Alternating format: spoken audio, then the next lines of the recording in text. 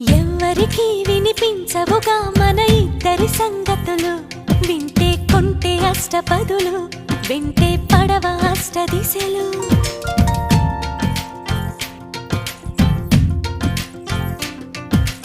ఎవ్వరికి కనిపించవుగా మన ముద్దుల ముచ్చటలు, చూస్తే జంట ఏని ఎదలు, మనకే తగులుతుంది ఉసురు, చెబితే విన